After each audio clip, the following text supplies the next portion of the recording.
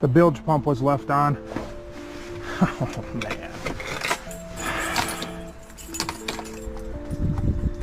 Oh, that's not good. That's not good. The battery's completely dead. It won't trim up. We can't take the boat anywhere. Bilge pump's been running for days. For days! And it won't even shut off. I have no idea what's going on. I don't even think I have a charger here. It's always something. Everything I go to touch, it's like something's usually wrong with it. I need a jumper box from the shop. Okay, Ryan. We'll be over there right now. Yeah, but I gotta call Taylor. Taylor was looking at it and I don't know if he did something or not. Can you come and look at it? Yeah, I'll come and look at it and I'll grab it.